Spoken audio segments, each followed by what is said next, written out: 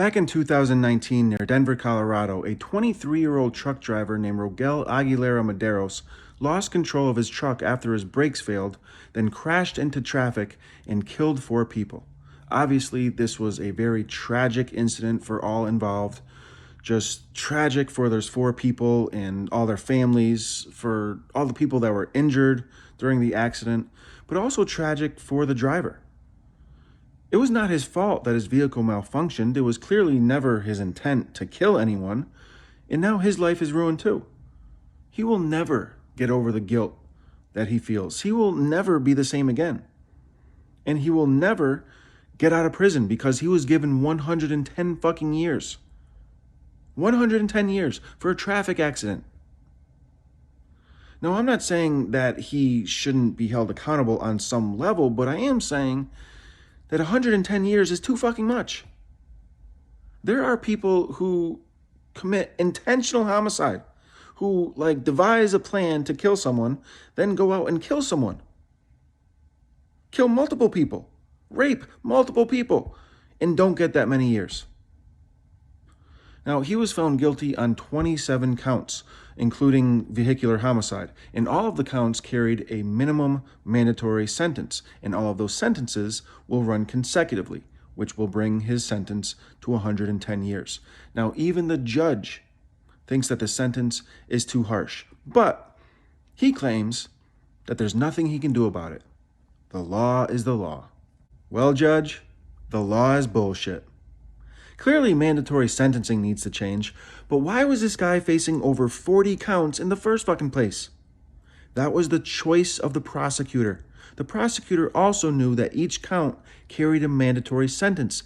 This was her desired outcome. This is what she wanted. She wanted to go this hard on him. Why? Why is it that even with a tragic accident, we have to find someone to blame? We have to find a villain. This guy had no criminal record. He had no drugs or alcohol in his system. By all accounts, he was a good employee. There was clearly no intent. So why? Is it that the prosecutor was feeling some type of way that he exercised his right to a fair trial instead of just pleading guilty like 90% of people do? Or maybe it's because he's a Cuban immigrant. Listen, it was a tragic accident. But that's what it was, an accident. This guy is clearly remorseful. He's clearly traumatized. And now he has to rot in prison for the rest of his life? How is that justice? If we insist on finding someone to blame for a tragic accident, how about the company that he worked for? The company that owned the truck? The truck that malfunctioned? Do they have any responsibility for this?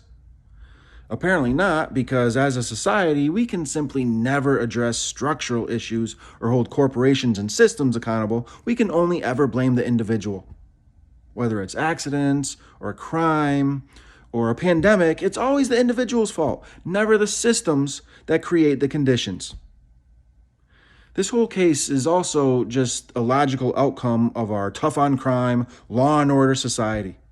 You know, we laughed when Donald Trump spat out law and order every 5 minutes, but he knew this is a reactionary country to its core, and we will always prioritize looking tough on crime over a reasonable, thoughtful, caring response that can actually decrease crime, respect the victims, and rehabilitate criminals.